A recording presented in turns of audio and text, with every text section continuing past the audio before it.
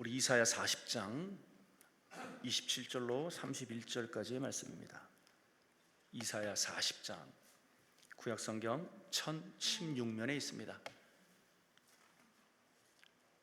구약성경 1016면 이사야 40장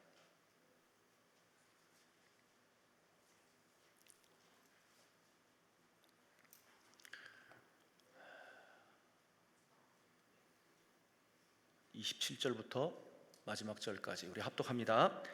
야곱아 어찌하여 내가 말하며 이스라엘아 내가 이르기를 내 길은 여호와께 숨겨졌으며 내 송사는 내 하나님에게서 벗어난다 하느냐?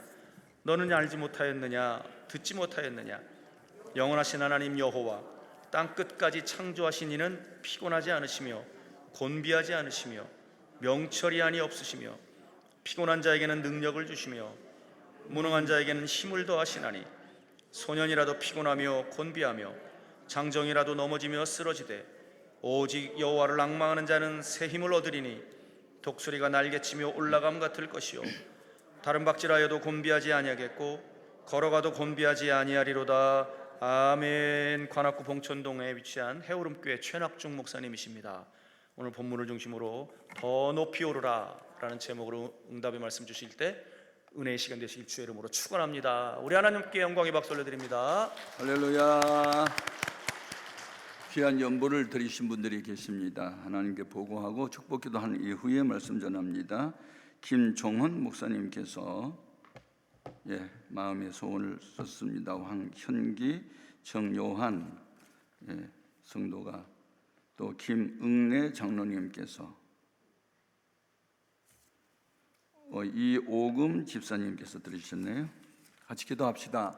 살아계신 하나님 아버지, 말씀을 전하고 듣는 이 시간 우리 모두를 진리 가운데로 인도하시고 증거된 말씀이 레마로 나의 주신 말씀으로 가슴에 꽂히기를 원하며 잘 박힌 목과 같이 마음판에 새겨지기를 원하며 좋은 땅에 떨어진 씨앗처럼 되게 하여 주옵소서. 믿음으로 귀한 연부를 바치면서 마음의 소원을 일일이 썼는데 그 믿음대로 소원대로 이루어지기를 원하며 예수님 이름으로 축복하고 기도합니다. 아멘.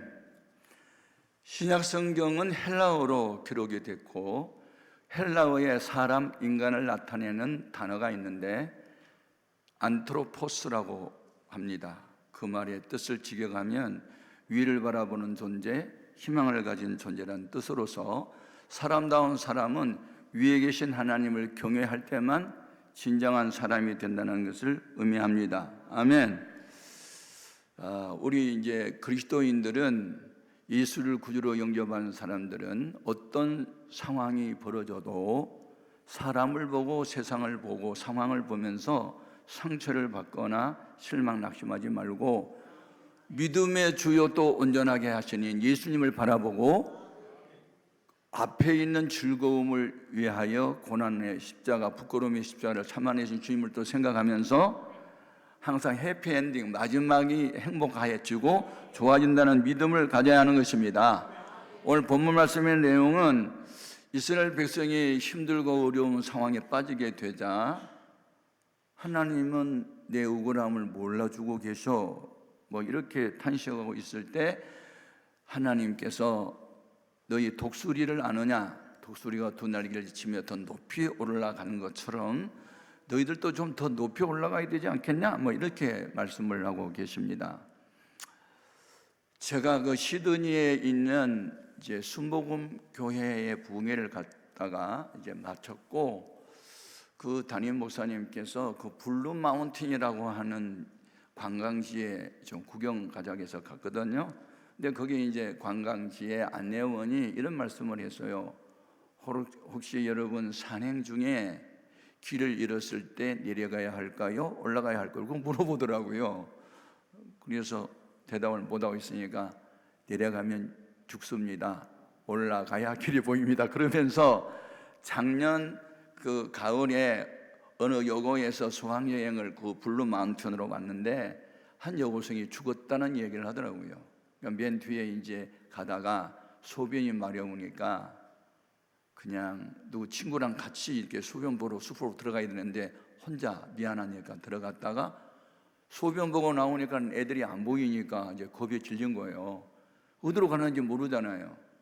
그래서 내려가다 보니까 길을 잃어가지고 한 일주일 후에 찾았는데 시체로 발견이 됐다 이제 하면서, 산행 중에 길을 잃어버리면 길을 찾고 싶거든 산 꼭대기로 올라가면 길이 보인다, 내려가면 죽는다, 올라가야 된다, 그 말 하더라고요. 그래서 제가 그때 깨달은 게 있어요. 아하, 내려가면 죽고 올라가야 사는구나. 예, 저희 사위가 그 영국계 미국인입니다.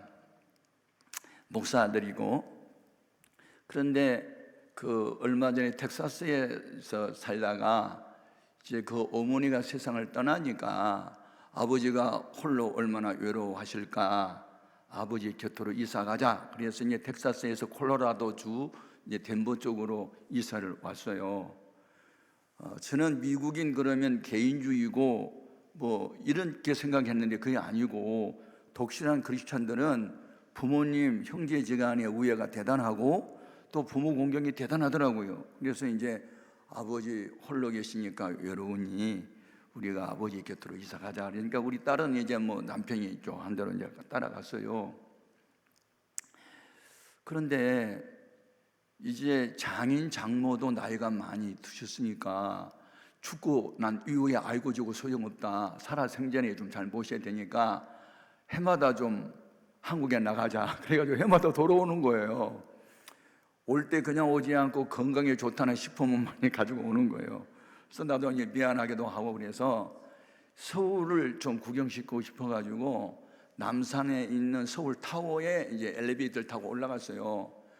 근데 청명한 날이었는데, 그 서울 타워의 꼭대기에 올라가서 사면을 보니까 저 은평구 하나만 이 모학제 뭐 이런 게 이제 산이 있어가지고 안 보이고 나머지 24개 구는 다 보이더라고요.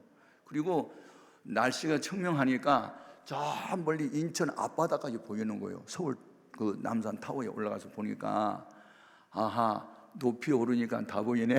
그런 생각을 하게 된 거예요. 그래서 우리의 신앙도 이 높이 올라야 되겠다 하는 생각을 하게 된 거예요. 아멘. 네. 저는 이제 이 칼럼을 이제 국민일보에 한 4년을 썼고, 이제 조영기 목사님 살아 생전에 그건 너무 짤막짤막한 글 속에 은혜가 넘치니까 책을 한번 내보면 어때? 내가 추천 써줄게. 그래서 이제 계자씨라는 칼럼을 제가 4년 썼는데 거기에 책자화 된 것이 이제 계자씨라는 책이 나와가지고 지금 4판이나 나왔어요. 그런데 제가 어떤 글을 하나 썼냐면, 제가 김해 제일교회라는 교회에서 부흥회를 하고, 이제 제가 그때 대학원 강의를 했던가 하여튼 뭐 그래가지고 부랴부랴 김포공항으로 오는 국내 이제 비행기를 타게 됐어요. 근데 그날 바람이 불고 비가 오고 뭐 날씨가 대낮인데도 막 하늘에 먹구름이 끼어 있고 그러니까 어둡고 바람이 세차게 불고, 바람이 부니까 여러분 비행기를 많이 타본 분들은 알아요. 비행기 사고는 이착륙 때, 저공 비행 때 많이 나지 고공 비행 때는 거의 사고 안 나거든요. 그러니까 마음이 불안한 거예요. 이게 미끄러져 가지고 또 부딪히면 어떠나 싶어가지고 그래가지고 비행기를 탔는데 비행기가 이륙을 또 하는 거예요. 바람이 불고 비가 오는데도. 근데 이제 비행기가 올라가고 15,000피트 상공으로 올라가니까 비구름을 뚫고 올라갔어요. 그러니까 거기 올라가 보니까 그냥 푸른 창공, 빛나는 태양만 보이고, 창밖을 내다보니까 저 밑에서 볼 때는 검정색 구름이었는데 하늘 위에서 바라보니까 하얀 구름인데 너무 장관이에요. 너무 아름다운 거예요. 그러면서 거기서 또 영감을 얻어내는 거예요. 할멈이 반대 영감 말고 어떤 인스피레이션하는 영감이 팍 오는데, 맞아, 신앙도 높이 올라가면 벚구름은 없고 비바람도 없어, 푸른 창공과 빛나는 태양만 있을 뿐이야. 막 그런 영감이 오는 거예요. 그래서 또 그런 걸 또 쓰는 거예요. 그래서 저는 이제 경험적으로 아는 어떤 하나님에 대한 비밀들을 이제 많이 쓰다 보니까 목회자들에게 이제 어필이 되고 뭐 그렇게 된 거예요. 여러분, 우리가 이제 인격은 온유 겸손으로 낮아져야 돼요. 그래야 물이 높은 곳에서 낮은 곳으로 내린 것처럼 하나님은 겸손한 자에게 은혜를 베푸시지만 우리의 신앙은, 영적 수준은 높아야 되는 거예요. 아멘. 어디까지 높아야 되면 그리스도 예수님의 수준까지 높아가야 되는 거거든요. 그러면 더 높이 오르기 위해서는 세 가지가 필요해요. 아주 중요한 거예요. 오늘 여기 목사님도 오셨고 장로님도 오셨는데, 여러분, 우리들이죠, 영적 수준이 높아야 되는데 높이기 위해서 세 가지가 필요한데, 첫 번째가 뭐냐면 내가 믿는 하나님은 어떤 분인가를 아는 것이 필요해요. 이보다 더 중요한 게 없어요. 예? 너희는 알지 못하였느냐? 듣지도 못하였느냐? 여호와 하나님이 어떤 분인 걸 너희가 알고 있느냐? 이러면서 오늘 본문에 묻고 있어요. 예? 전에 호세아 선지자가 하나님께 항의한 것이 있죠. 하나님, 믿는 백성이 왜 망합니까? 그러고 이제 물었더니 하나님이 대답이 호세아서 4장 6절에 이렇게 나와요. 하나님을 아는 지식이 없어 망한다고. 와, 그게 정답이더라고. 너희가 나를 아는 지식을 버렸기 때문에 나도 너희를 버렸대. 그게 정답이에요. 그래서 호세아 선지자가 6장 3절에 가서 그러므로 우리가 여호와를 알자, 힘써 여호와를 알자, 이렇게 막 알자를 막 외친 거예요. 모든 타락의 원인은 여호와 하나님을 알지 못한 무지에서부터 오는 거다. 죄의 근원은 무지다, 무지. 그러므로 너는 배우고 확신한 일에 거하라. 모르면 당하는 거예요. 모든 죄의 근원은 무지예요, 무지. 이 백성이 왜 망하는 줄 알아? 여호와를 아는 지식이 없어 망했어. 그러므로 우리가 여호와를 알자, 힘써 여호와를 알자라고 외쳐요. 거기서 알자는 히브리 말의 단어가 야다요, 야다. 야다는 이론적 지식으로 알다가 아니고 경험적 지식으로 알다예요. 여러분, 하나님을 뭐 어떻게 안다? 하나님은 비윤리적 속성 5가지가 있는데 전지성, 전능성, 뭐 편재성, 영원성, 불변성이 있다, 이런 쪽으로 알아서 그냥 아는 건 줄 아니에요. 기도해서 응답을 받아봐야 기도하면 된다, 그렇게 말할 수 있어요. 그게 살아있는 지식이라고 그래. 경험적 지식을 산 지식이라고 말하는 거예요. 자기가 난치병에 걸렸다가 회개하고 기도하여 고침을 받아봐야 하나님은 치료자다 말할 수 있는 거예요. 자기가 하나님 말씀대로 순종하여 살다가 복을 받아봐야 하나님은 복을 주신 분, 그렇게 말을 하는 거지. 본인이 경험도 없으면서 아마도 그럴 거야? 추상적인 지식은 지식이 아니라니까. 경험적 지식이 지식이요. 아멘. 우리가 하나님이 어떤 분이에요? 여러분, 나에 대해서 모르는 사람은요, 나보고 아저씨라고 불러요. 저희 아내는 나보고 여보라고 불러요. 우리 삼남의 자녀들은 나보고 아빠라고 불러요. 근데 내가 대학교 강당에 있으면 나보고 교수님이라고 불러요. 내가 다른 교회 가서 부흥회 인도할 때 나보고 강사님이라고 불러요. 이곳에서 나보고 강사님이라고 불러요. 근데 예수님도 하시는 일이 너무 다양하고 많으니까 예수님의 별명이 얼마나 많은지 몰라요. 예수님이 탄생 전 600년경에 이사야 선지자를 통해서 이 땅에 악으로 오실 하나님의 본체이신 예수 그리스도 메시아가 누군가를 뭐라고 말했어요? 그는 기묘자요, 모사요, 전능하신 하나님이요, 평강의 왕이시요, 영존하신 아버지라, 뭐 이런들이 붙여지잖아요. 아멘. 그래서 구약 성경에서 하나님의 호칭들이 많이 있지만 세 가지는 알아야 돼요. 하나는 주, 이 아도나이라고 하는 히브리 말은 우리말로 번역하면 주인 주자거든요.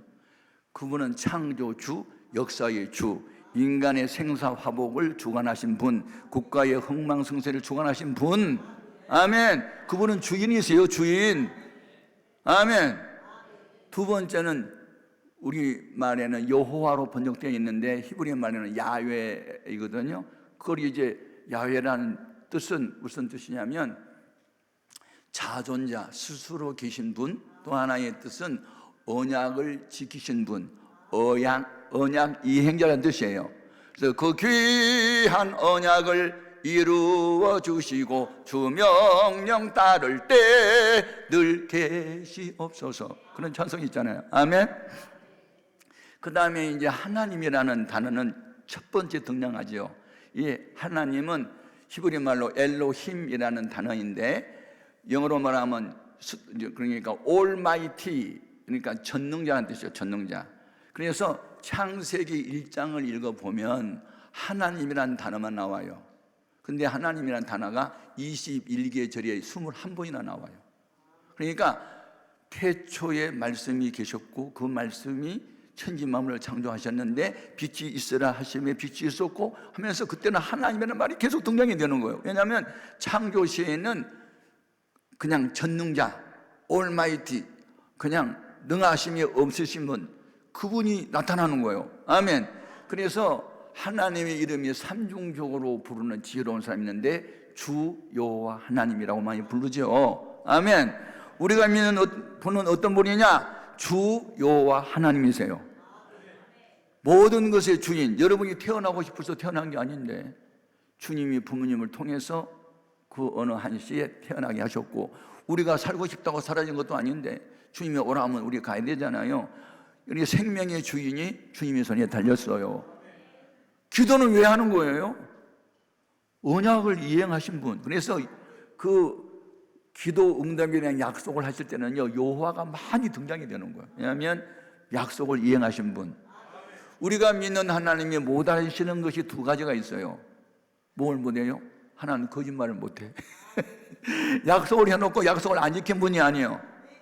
예, 히브리서 6장 8절 이하에 보면 하나님 거짓말을 못하시고 선한 의지를 악한 의지로 절대로 바꿀 수가 없어요. 아멘. 야, 하나님은 윤리적 속성으로 말하면 진선미예요. 진실과 선함과 아름다움이고, 비윤리적 속성으로 말하면 전지성, 전능성, 편재성, 영혼 불변성 등등이 있어요. 그래서 그런데 문제는 그런 하나님을 알아야 되는 거예요. 내가 알아야 돼. 어떻게 알아? 경험적으로 알아야지. 아멘. 너무너무 중요하다. 그래서 전에 그 이스라엘 백성이 애굽에서 이제 나올 때 앞으로 하고 전진하고 가다 보니까 앞에 홍해가 딱 갈아놓여 있고, 애굽의 바로 왕이 이 녀석들 노예로 부렸는데 떠나가면 그 노예 일을 누가 해? 다시 잡으러 가야 되겠네. 그래가지고 막 군대를 파송해가지고 막 칼과 활을 들고 막 마병이 뒤쫓아오고, 그리고 진퇴양난이 빠지게 됐잖아요. 앞에는 홍해고 뒤에는 애굽 군대인데 그 상황이 위기 상황이잖아요. 그래서 이 믿음 없는 민중이 하나님도 원망하고 모세도 원망하고 애굽에 매장지가 없어서 우리를 이곳에 끌어내서 여기서 죽게 하느냐고, 그때 모세가 하나님께 엎드려요. 예? 그래서 두 번째는 뭐냐면요, 우리가 더 높이 오르기 위해서 믿음으로 기도를 해야 돼요. 독수리가 두 날개를 쳤는데 그 한 날개가 기도의 날개예요. 예? 여러분, 너희 중에 고난당하는 자가 있느냐? 너희 중에 병든 자가 있느냐? 환난날에 나를 부르라. 내가 너를 건지리니 내가 나를 영화롭게 하리로다. 이를 행하시는 여호와, 그 일을 지어 성취하신 여호와가 이르노라. 너는 내게 부르짖으라. 내가 네게 응답하겠고 그거 비밀한 것을 너에게 보이리라. 여호와는 온 땅을 두루 감찰하사 전심으로 자기를 찾고 찾는 자에게 능력을 베푸시나니, 구하는 이마다 받을 것이요 찾는 이마다 만나게 될 것이고 두드리는 이에게 열릴 것이니 하는, 여러분, 기도에 대한 약속보다 더 많은 약속이 없습니다. 참 여러분 꼭 기억하시길 바라요. 예. 그런데 이제 기도를 하긴 해야 하는데 해도 응답을 못 받는 사람들이 있어요. 기도의 목적이 하나님의 영광에 있지 않고 자기 자신을 드러내기 위해서 기도하면 절대로 응답 없어요. 예.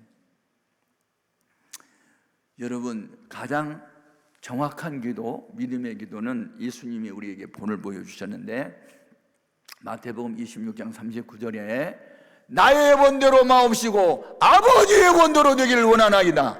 이런 기도여야 진정한 기도예요. 내 뜻이 이루어지기를 원하는 것은 기도가 아니에요. 그건 욕심이고, 그냥 나는 깨어지고 망가질지라도 하나님이 영광을 드러낼 수만 있다면 아멘, 그리고 가는 게 그게 믿음이요. 그래서 사도 바울이 남을 위해서 기도하면 병자들이 고침을 받는데 본인 자신은 병이 들어가 있었거든요. 사탄의 가시, 육신의 질병, 이거 고쳐달라고 3번이나 기도했는데 하나님이 뭐라고 응답해요? 네가 약할 때 강함이라. 네 몸이 약하기 때문에 영성이 강해진 거야. 그러면서 응답이 그거예요. 그래서 안 고쳐줘요. 그래도 나 고통스러우니까 고쳐주세요! 그리고 떼쓰지 않았어요. 그렇습니까? 그리고 to obey, 그냥 복종했어요. 그리고 나는 육체적으로 약한 것을 자랑하리니. 사도 바울의 단점이 뭐가 있어요? 몸이 약한 것이 단점이고, 글을 쓰는 데는 능한 사람이었는데 말을 하는 데는 졸였잖아요. 그러니까 사람마다 장점이 있고 단점이 있는데 바울에게도 단점이 있었어요. 이게 설교 같은 거 뭐 이렇게 가르치고 하는 이 말, 소리말은 잘 못해요. 글말. 그래서 이 신약 성경 27권 가운데 13권을 사도 바울이 쓰여준 거예요. 그러니까 글말, 이 글로 쓰는 것은 잘하는데 말로 하는 것은 잘 못했어요. 그래서 나는 이 글을 쓰는 데는 재주가 있지만 말을 하는 데는 별로 재주가 없어. 늘 자기가 고백하잖아요. 그런데 자기 약한 것 때문에 영성이 강해질 수 있다면 나는 그대로 수용하겠다 하고 더 이상 병 고쳐달란 말은 기도 안 해요. 그리고 그는 병으로 죽지 않았어요. 믿음직하다가 순교를 당했지. 여러분, 병이 든다고 해서 꼭 죽는 거 아니에요. 하나님은 여러 가지 받은 바 은사도 많고 받은 복도 많고 명예도 빨리 알려져서 육체적으로 약하게 만든 것, 그것 때문에 겸손해지고 그것 때문에 기도하고 그것이 복이 될 수도 있기 때문에 약한 것이 강함이라 그렇게 응답하면 아멘! 그래야 되지. 그래도 그러면 안 돼. 무슨 그래도 중청도 전라도로면 안 되고 우리는 아멘! 하나님의 아버지 뜻이면 됐어요. 그리고 우리는 그냥 순종하고 복종해야 될 줄로 믿습니다. 기도를 해도 응답이 없는 이유 두 번째는 뭐냐면 지은 죄를 회개하지 않고 막 달라고만 하면 절대로 하지 않아요. 이사야서 59장 1절 2절에 보면 여호와의 손이 짧아서 너희를 구원해 내지 못하심이 아니고 하나님의 귀가 어두워서 너희 부르짖음을 듣지 못하심이 아니라 너희가 지은 죄가 하나님과 너희 사이를 멀어지게 했다는 거 아니에요. 사람의 음성에 바람이 불지 않는 고요한 날 몇 메타까지 간다고요? 900m. 영자야! 그러면 900m까지 간대 그 소리가. 근데 1km 이상을 넘어가면 그 소리가 잘 안 들린대요. 그래서 유대인들은 항상 900m 안에서 살아요. 그러니까 회당을 중심으로. 그래서 유대인은 3대 중심이 있어요. 첫 번째가 토라 중심이에요. 그러니까 율법서를 그냥 가슴에 새기고 살고 항상 손에 쥐고 살고, 그 다음에 회당 중심이에요. 그래서 이제 마을이 유대인 마을이 형성이 되면 회당이 한 가운데 있고 900m 안에서 주민들이 모여 살고, 세 번째가 랍비 중심이에요. 그러니까 랍비는 성경 교사. 그러니까 기독교로 말하면 목사님을 이제 신뢰하고, 그러면서 지금도 이제 살아가고 있거든요. 제가 뉴욕에 이제 교육자 세미나를 갔다가 큰 감동을 받았어요. 뉴욕의 시민이 1200만 명이더라고요. 근데 용키풀 데이는 원래 히브리인들의 대속죄일을 말한 거거든요. 그런데 용키풀 데이가 미국 그 주 정부의 할리데이, 즉 공휴일이더라고. 아니 뭐 이게 유대인들의 공휴일을 왜 미국 사회에서 공휴일을 해요? 그랬더니 모르면 가만히 있으래요. 그래서 설명해 주는데 뭐냐면 1200만 명의 뉴욕 시민 가운데 200만 명이 유태인이 사는데, 미국에 그 유태인이 600만 명이 살고 있어요 현재요. 그런데 뉴욕은 국제적 세계적인 도시잖아요. 거기에 200만 명의 유태인이 거기 살고 있고, 대학 총장, 상원의원, 하원의원, 무슨 보석 상인들, 돈 많은 부자, 이런 분들이 그 유태인들이에요. 그러니까 그래서 내가 뭘 느꼈을까요? 유능한 소수가 무능한 다수를 끌어가는 것이 세상이구나. 그걸 느낀 거예요. 유태인들은요 돈 많은 부자들이고 다 지성인들이고요 3개국 4개국을 막 능하게 하고요. 제가 이번에 이제 이스라엘 대사를 만났어요. 이스라엘 대사가 이제 세계 성시화 운동 이사장하고 사무총장하고 서울 대표회장이 제가 이제 좀 요청해서 만났는데, 세계적인 조직망을 갖고 있는 기독교 단체가 뭐냐 이제 알아보면서 이제 저희를 불러서 이제 갔는데, 대화 중에 제가 깜짝 놀란 게 있어요. 얼마 전에 하마스하고 전쟁이 붙었잖아요.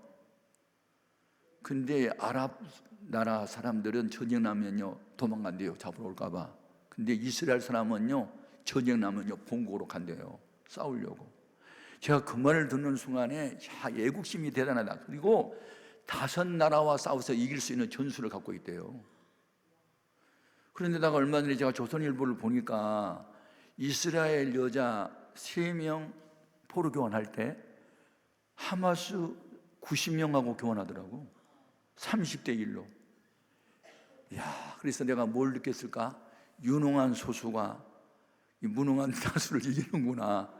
그걸 느꼈고, 그리고 그 아랍계 사람들은 전쟁 나면 도망간대요, 잡으러 올까 봐. 근데 이스라엘 사람들은 도망간 게 아니라 자원해서 전쟁이 들어간다는 거 아니에요. 그리고 5나라와 싸워도 이길 수 있는 전술을 갖고 있다는 거 아니에요. 그래서 제가 이 말을 듣고 제가 무슨 말을 했냐면, 우리 기독교는 제2의 이스라엘입니다 라는 말을 했어요. 아멘. 그러니까 되게 좋아하더라고요. 그러면서 우리나라에 지금 39만 명의 아랍 계통 사람들이 와 있고 매일같이 자기 이스라엘 대사관 앞에서 데모한대요. 그러면서 이분들이 지금 포기하려고 들어왔고 하면서 이제 위기 상황을 이야기하고, 야, 제가 이스라엘 대사관을 만나고 난 뒤에 깨달은 게 많아요. 야, 이게 수천 년 동안 전통적으로 하나님에 대한 사상, 민족에 대한 사상이 이렇게 뭉쳐 있구나. 우리 기독교도 뭉쳐야 되는데, 그런 생각을 하게 된 거예요. 아멘. 여러분, 우리는 작은 신음에도 응답하시고, 아니 기도를 안 해도 마음에 이렇게 됐으면 좋겠어 하고 마음만 먹어도 이루어지는 일이 있어요. 그건 뭐냐면 지은 죄를 철저하게 회개하고 신앙 양심에 거리낌이 없이 정말 하나님 말씀 앞에 예만하고 하나님과 동행하는 사람, 이런 사람은요 주님이 눈에 따라합시다. 심히 사랑스러워 보인지라. 그대의 소원이 무엇이뇨? 나라의 절반을 주겠노라. 아하수에로 왕이 에스더에게 한 말이요. 그 말은 만왕의 왕이신 주님의 눈에 우리가 사랑스러워 보인다면 무엇인들 안 주겠어? 미워 보이면 준 것도 뺏어라. 그런데 사랑스러워 보이면 구하지 않아도 뭐가 필요해? 줄게. 그리고 물어서 주셔. 아멘. 안 할래? 그래서 신앙생활은 내가 원하는 한 가지 주님의 기쁨이 되는 것, 이것만이 남아야 돼. 무슨 내가 원하는 대로가 아니에요. 그냥 하나님이 원하는 대로 그렇게 살아가면 되는 거예요. 아멘, 아멘. 그러니까 눈가림으로 하지 말고 중심으로 우리는 할 수 있기를 바랍니다. 우리가 이제 지은 죄 가운데 아이고 하나님하고만 통하면 되지 뭐 사람들이, 그러면 안 돼요. 로마서 14장에 보면은 8절에 우리는 하나님과 사람 앞에 12절 13절에 보면 하나님께도 칭찬받고 사람들에게도 칭찬받는데요. 그러니까 누구에게 원망 들을 만한 일이 생각나면 달려가가지고 미안하게 됐어, 지난번에 내가 말을 잘못한 것 같아, 용서해줘. 그리고 빨리 풀어야 되지. 그냥 하나님 앞에서만 바로 서면 된다고 감사한 것만 가져오고 갖다 내고 그러면 안 되는 거예요. 아멘. 십자가가 뭐냐면 이 수직관계와 이 수평관계가 하나 된 것이 그별 십자가잖아요. 아멘. 그러니까 하나님 사랑하고 이웃 사랑하고 눈에 보이는 사람 사랑이 보이지 않는 하나님 사랑이고 이게 다 연결되고 하나가 된 것이지 따로따로가 아니에요. 아멘. 너무너무 중요하다. 그리고 기도 응답의 목적이 뭐예요? 에스겔서 36장 22절에 보면 내가, 그러니까 이제 에스겔이라고 하는 선지자는 이스라엘 백성이 바벨론 포로 생활하고 있는 중에 거기서 하나님이 선택한 선지자였거든요. 근데 이제 희망의 메시지를 하나님이 전하게 하지요. 그래서 에스겔서 36장은 하나님의 약속장이에요. 약속장. 예, 너희 굳은 마음 내가 제거하고 부드러운 마음을 줄게. 내 영을 너희와 함께 할게. 다시는 너희가 이 황폐한 그런 어려움 당하지 않게 하겠고 에덴 동산처럼 내가 복을 줄게. 뭐 그런 얘기를 계속 하고 있어요. 그런데 이런 약속의 그 하나님 너희에게 복을 주시는 목적을 거기 기록했는데, 내가 이렇게 행함은 너희를 위함이 아니고 열국 중에 더럽혀진 내 이름 회복을 위해서라도, 내 명예 회복을 위해서 허락한다는 거 아니에요. 그러니까 우리 기도 응답의 목적이 자기가 원하는 소원을 이루기 위함이 아니고 하나님의 욕망을 위하여 하는 거예요. 좀 이렇게 차원 높은 믿음을 가질 수 있기를 주의 이름으로 축복합니다. 아멘. 너무너무 중요합니다. 오직 여기 보면은 오직 여호와를 앙망하는 자는 새 힘을 얻으리니 독수리가 날개치며 올라감 같을 것이요 다른 박질하여도 곤비하지 아니하겠고 걸어가도 피곤하지 아니하리로다. 이런 말씀이 있어요. 그래서 기도의 날개는 쳐야만 올라가는데, 기도는 뭐냐면 나는 못해요, 나는 몰라요, 그러나 하나님 할 수 있잖아요, 도와주세요. 그게 기도예요. 그래서 모압과 암몬과 멸망한 사람들이 연합군을 이루어서 유다 백성을 침범하고 돌아왔을 때 예루살렘이 바람에 등불처럼 위태롭게 되자, 그때 당시에 여호사밧 왕이 예루살렘 거민들에게 무엇을 선포해요? 금식하라 선포하고, 그리고 대표 기도를 어떻게 하냐면 역대하 20장 10절에 보면 여호와여, 우리는 이 큰 무리를 대적할 능력이 없고 어떻게 할 줄도 알지 못하옵고 오직 주만 바라보나이다. 그게 기도예요. 우리는 기도를 배워야 될 줄 믿습니다. 자기 부정, 하나님의 긍정. 나는 못하지만 하나님은 알 수 있잖아요. 근데 그때 기도 응답이 기도하는 여호사밧에게 직접 오지 않고 누구한테 오냐면 선지자 야하시엘에게 와요. 이 전쟁은 너에게 속한 것이 아니고 내게 속했다. 이 전쟁에 이기는 방법을 내가 일러줄게. 찬양대원들한테 가운을 입히고, 그리고 적을 향해서 전진하면서 여호와께 감사하세, 그 자비하심이 영원하미로다.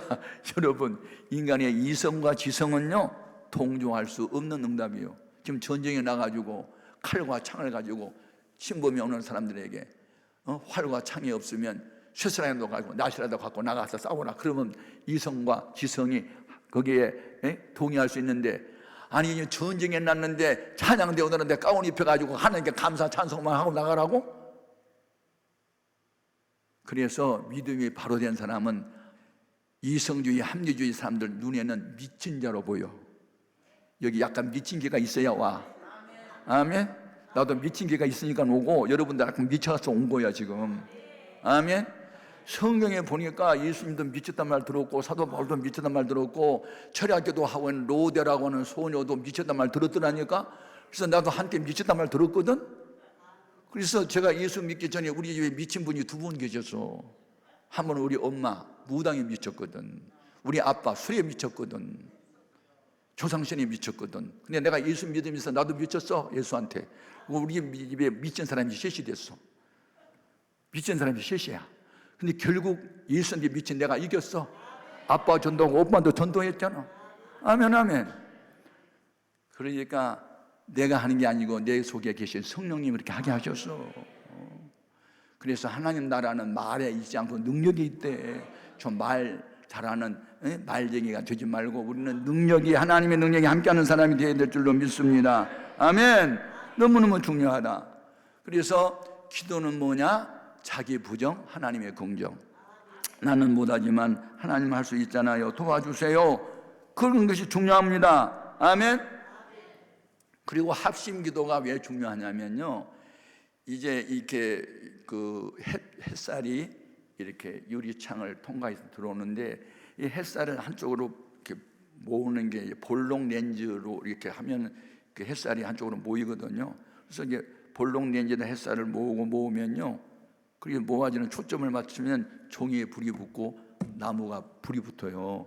마찬가지로 교회가 힘들고 어려움 당할 때 합심해서 이렇게 기도하면요, 그게요 성령의 불이 떨어져요. 제가 오늘 이게 관광버스, 버스 한 대로 지금 어느 교회에서 오신 것 같은데, 제가 보면서 옛날 우리 교회 생각나더라고요. 저 우리 교회도 예배당 짓고 뭐 힘들고 어려움 당할 때 버스에다 사람들 싣고 뭐 산에 가서 기도원에 가서 뭐 금식하고 부르짖고 이제 기도했거든요.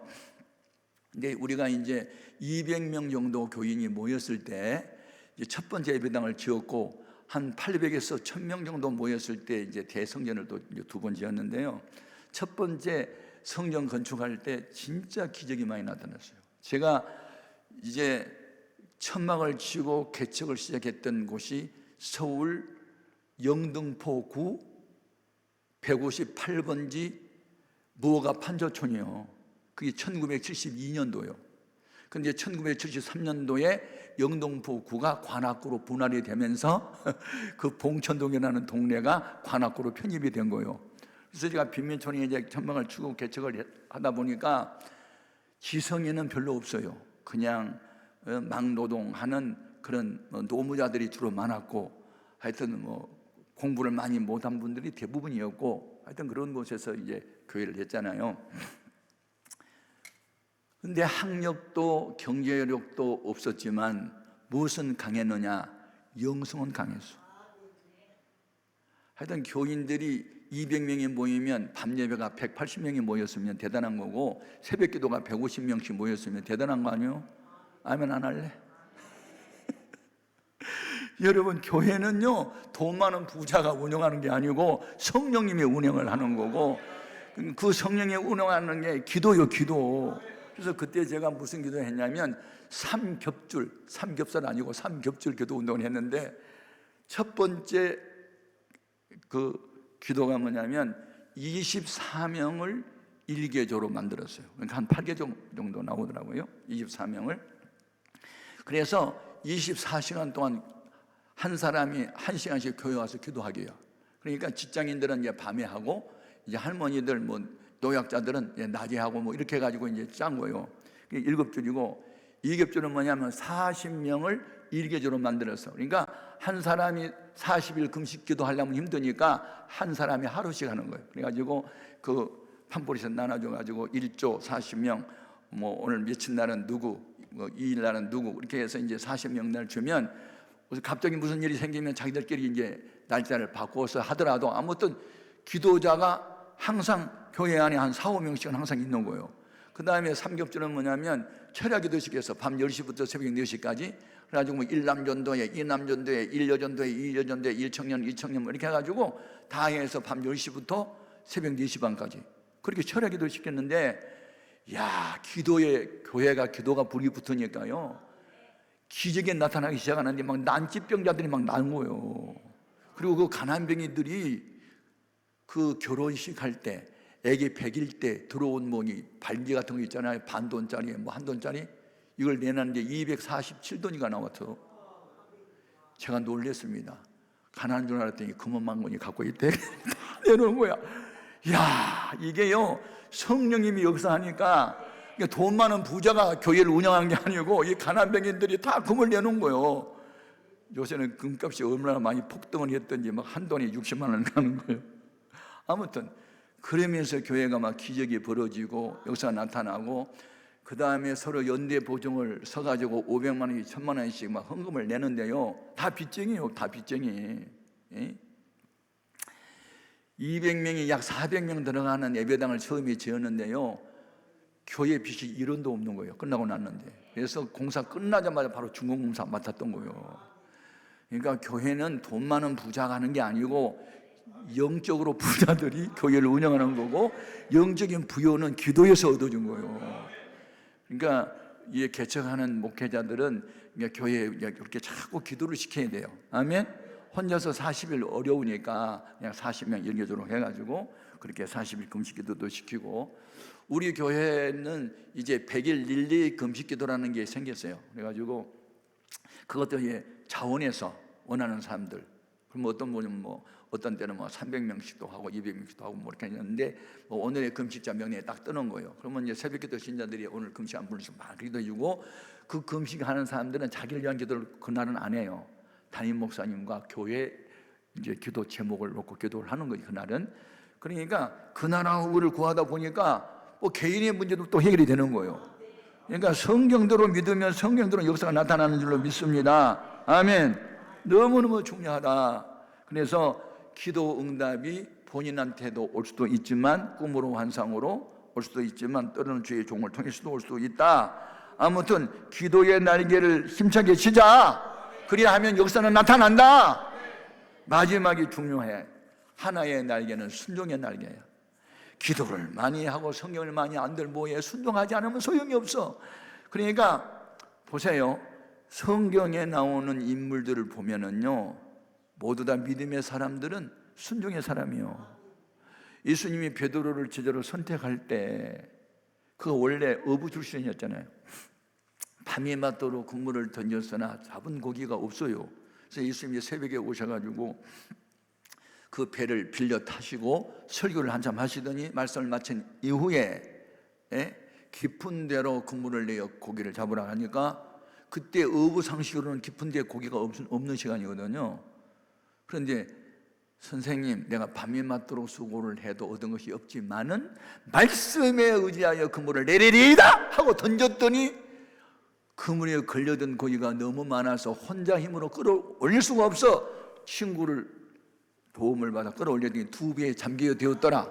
아멘. 여러분, 순종해야 돼요. 제발 순종 좀 하세요. 아는 거 뭐 소용이 없어. 그냥 전도하라면 전도하고, 기도하라면 기도하고, 봉사하라면 봉사하고, 가라면 가고, 서라면 서고. 제가 이제 성경을 읽다가 감동받은 게 있어요.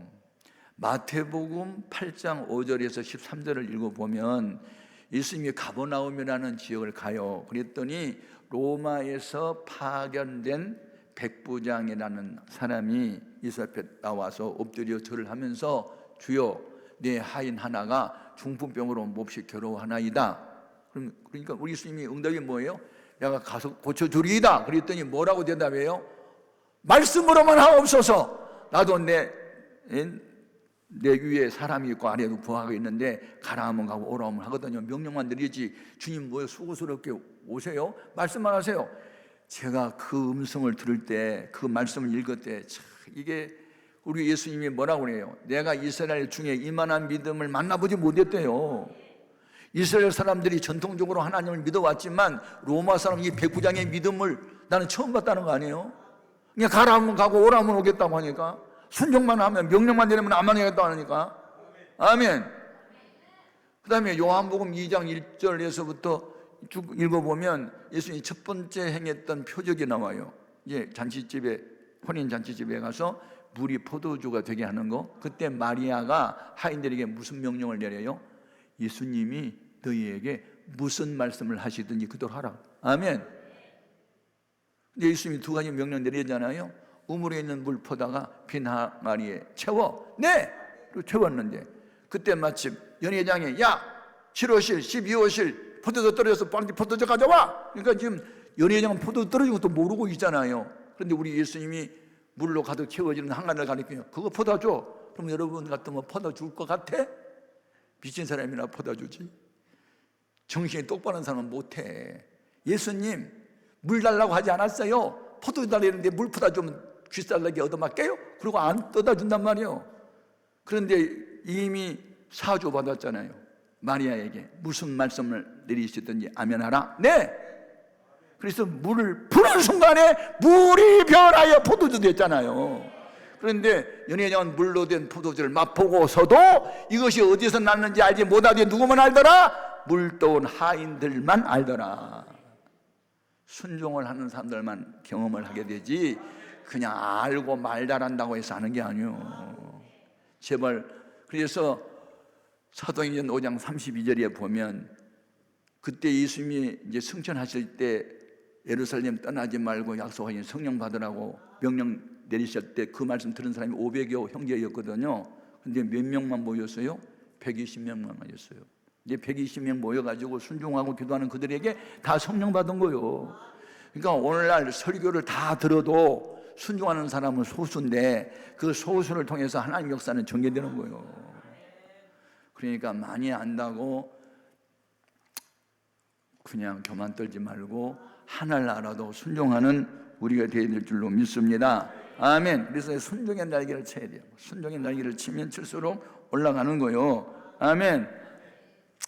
그래서 이 소년이 넘어지고 장정이 자빠지고 해도 여호와를 앙망, 이 앙자가 바라볼 앙자거든요. 바라볼 그 주님을 바라보고 그분을 의지하고 그분의 도움을 청하고, 그리고 기도하고 순종하고 기도하고 순종하고 이렇게 반복하다 보면 그게 체질화가 되고 순종화가 돼요. 아멘. 그러면 그때부터는 그 동행을 하게 되고 주님이 볼 때 어쩐지 마음에 들어 하고 네 소원이 뭐냐 물어가면서 주시는 거예요. 미워 보이면 준 것도 다 뺏어가지만 사랑스러워 보이면 물어서도 주신다. 그러니까 우리는 첫 번째는 하나님을 알자. 힘써 여호와를 알자. 경험적으로 알자. 기도 응답을 받아보자. 아멘. 순종해보자. 기도하자. 그래서 하나님의 능력을 경험하자. 다른 사람들이 나를 뭐라고 하든 상관없다. 주님이 날 이해하면 되고 주님과 동행하면 된다는 주님 중심의 믿음 생활을 할 수 있기를 바라요. 그래서 오늘 우리의 기도 제목은 뭐냐? 주님, 독수리가 세종의 왕 독수리가 밝은 눈을 가지고 높은 곳에서도 저 아래 숲을 속에 기어다니는 쥐새끼를 발견하고 내려와서 채가 하는 것처럼 주님, 나도 독수리 같이 더 높이 오르게 하소서. 제가 이 높이 오른 게 얼마나 좋은 건지 경험을 많이 했어요. 제가 블라디보스톡에 이제 선교를 갔다가 대한항공을 타고 이제 쾌청한 날씨에 인천공항으로 오는데 동해상으로 이제 왔거든요. 근데 15,000피트 높은 공항에서 비행을 하고 소리 없이 비행기 오는데 창밖을 내다보니까 바다 위에 조그마한 손바닥만한 섬이 하나 보이더라고요. 그래서 옆에 있는 친구한테 저 섬은 어떤 섬이야? 그랬더니 울릉도네, 울릉도 그러더라고요. 울릉도가 사람이 손바닥만 하니 작아요? 높은 곳에서 바라보니까 작게 보이는 거예요. 믿음이 뭐냐? 하나님의 눈으로 문제를 보는 거거든. 비록 나이 어린 목동 소년이 다윗이었지만 골리앗을 바라볼 때 장대한 어른으로 보지 않고 짐승 새끼로 보인 거야. 그래서 물매로 쳐버린 거거든. 그게 믿음이요. 제발 하나님의 눈으로 문제를 보자. 아멘. 높이 계신 하나님의 눈으로 문제를 보자. 너희 속에 계신 예수 그리스도는 너희가 안고 있는 문제보다 크신 분이다. 요한 1서 4장 4절에 너희 안에 계신 이가 세상에 있는 이보다 크다고 했으니 크신 하나님의 눈으로 문제를 바라보고 말하고 외치고 그리고 도전하고 행동하자. 그때 주의 손길이 나타나서 그때 조약돌, 물맷돌 시내가에서 몇 개 주셨어? 5개. 근데 몇 개 사용해서 하나. 얼마나 남았어? 4개. 앞으로 골리앗 같은 놈 4명 또 죽일 수 있어. 그러니까 우리는 믿음의 사람이 되면 소년이든 소녀든 할머니든 할아버지든 나이하고는 상관없다. 하나님의 영이 함께하면 들어쓰신다. 아멘. 소년이 넘어지고 장정이 자빠져도 여호와를 앙망한다는 새 힘을 얻으리니 오늘 낮에 이 말씀이 여러분의 말씀이 되기를 바랍니다.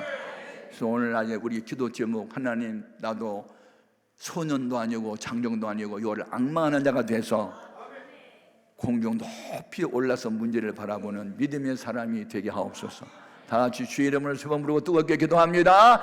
주여! 주여!